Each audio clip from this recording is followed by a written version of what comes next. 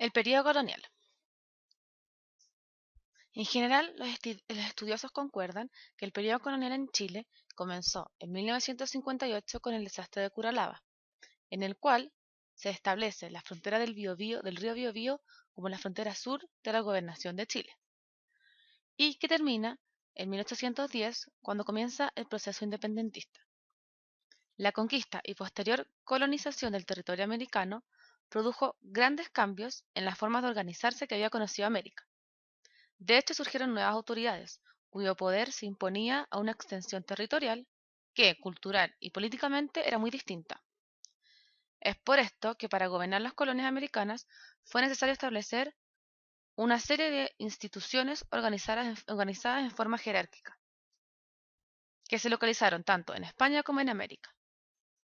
Sin embargo, esta tarea de organizar el vasto territorio no fue fácil, ya que la administración central, originalmente gobernada por una monarquía absolutista que concentraba todos los poderes, estaba radicada fuera del territorio americano. Así, la gran autoridad que representaba el rey requería de representantes que llevaran a la práctica sus mandatos directamente en las colonias. Así, era posible identificar dos grupos de instituciones. Una, las que se radicaban en España, que operaban como una prolongación de la autoridad monárquica, que eran el Consejo de Indias y la Casa de Contratación. El Real Consejo de Indias está ubicado en Madrid, España, y fue creado en 1511 como un organismo legislativo, ejecutivo y judicial en los asuntos relativos a América. Proponía las autoridades para el continente y legislaba a través de ordenanzas. Además, resolvía en última instancia como Corte Suprema de Justicia las apelaciones de los fallos dictados en América. Y la Casa de Contratación, que se radicó en Sevilla y que luego se cambió a Cádiz en el siglo XVIII, fue creada en 1503 y era el organismo encargado de inspeccionar y controlar todo el tránsito marítimo entre España y América. Y las autoridades con asiento en América, cuya función era representar al rey, eran la Real Audiencia, el Virrey, el Gobernador y el Cabildo. La Real Audiencia operaba como tribunal superior, siendo el organismo judicial, consultivo y de fiscalización que estaba encargado de velar por el cumplimiento de la ley. El virrey era designado por el propio rey y era representante directo de él en América. Cumplía funciones de poder ejecutivo, presidía la Real Audiencia y comandaba el ejército. Controlaba el tesoro público y acuñaba las monedas. El gobernador, que también era designado por el rey, tenía las mismas atribuciones que el virrey, pero restringidas a su jurisdicción, que era la gobernación, que era una división territorial menor que el virreinato. En América se crearon, entre otras, la gobernación de Chile, la del Río de la Plata, la de Venezuela, la de Guatemala y Cuba. Y el cabildo, que era un organismo que representaba a la comunidad, es decir, a los españoles y criollos, el cual administraba el funcionamiento de la ciudad, intervenía en la distribución de las tierras y contaba con el derecho de súplica, con el que los vecinos hacían presentar al rey cuando una ley o medida era contraria a sus intereses. Desde la toma de posesión del territorio de Chile por parte de Pedro de Valdivia, este pasó a formar parte del Imperio Español y fue incorporado a su organización política administrativa, constituyéndose como una gobernación dependiente del virrey del Perú. Debido a que este territorio tenía una precaria estabilidad por los conflictos militares con los indígenas y a la amenaza de piratas, Chile fue designado también como una capitanía general. Chile era una gobernación, y en ella el gobernador era la máxima autoridad, y duraba en su cargo de 3 a 5 años. Por las condiciones del territorio, además, el gobernador debía asumir personalmente el mando de las fuerzas militares para combatir contra los mapuches en la Guerra de Arauco. En Chile, la Real Audiencia fue creada en Concepción en 1565 y debió ser suprimida 10 años después debido a la inestabilidad causada por la guerra. Su principal misión fue aplicar las leyes en un territorio en el que el aspecto militar era muy importante, También tenía la tarea de brindar protección a los indígenas. Luego, en 1606, fue reinstalada, pero esta vez en Santiago, y solo fue abolida en la época de la independencia. En Chile, el primer cabildo fue fundado en la ciudad de Santiago, el mismo año que ésta fue fundada. Con el tiempo se transformó en la institución que representó por excelencia a los intereses de los criollos. América era una importante fuente de riquezas para los monarcas españoles, y para asegurar la dependencia y subordinación económica de las colonias, la corona instauró un sistema comercial basado en el monopolio. Este sistema se expresó en la prohibición de comerciar con otras naciones, el control de los puertos de salida y de llegada, la imposición de las rutas para transportar las mercancías, la restricción del desarrollo industrial americano y la limitación del comercio intercolonial. Para transportar las mercancías entre América y la metrópoli, se estableció el régimen de flotas.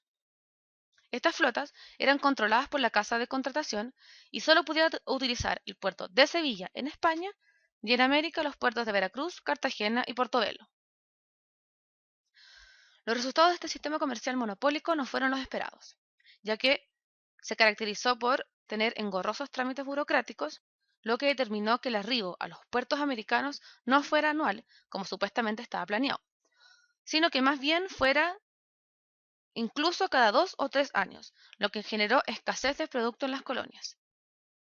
Esta situación fue aprovechada por los piratas que abastecieron al mercado americano a través del comercio ilegal. Durante el siglo XVIII, a raíz del cambio de dinastía en España, se implementaron las conocidas reformas borbónicas.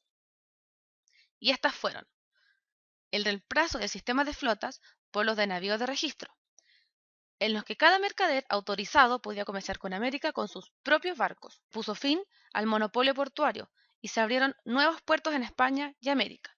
En el caso de Chile se abrió el puerto de Valparaíso. Se simplificaron los trámites burocráticos y se redujeron los impuestos para embarcar mercaderías y se dictó la Ordenanza de Libre Comercio, que reunió todas las normativas dictadas por los Borbones para flexibilizar el monopolio comercial.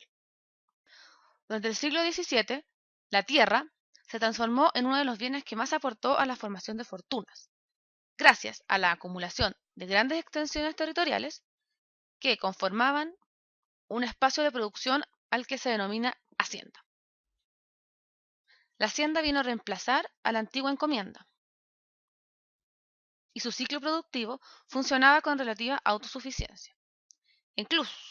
Incluso existían diversos talleres artesanales que confeccionaban los elementos para la vida cotidiana, proveyendo así de lo necesario para la subsistencia. Es así que la vida al interior de la hacienda se desarrolló con muy poco contacto con el resto de la sociedad. La hacienda se estructuró socialmente de manera jerárquica. Este orden lo encabezaba el hacendado o patrón, que era el dueño y señor de las tierras, de la que obtenía riquezas, prestigio social y con el tiempo un gran poder político. La mayoría de los hacendados eran de familias criollas, pero el más grande terrateniente fue la Iglesia, una institución que recibió extensos territorios a través de los donativos de los fieles. Dentro de ella, los jesuitas fueron la orden religiosa que explotó de mejor manera sus haciendas. Entre los trabajadores de la hacienda se encontraban los mayordomos, que estaban por sobre los peones y los inquilinos.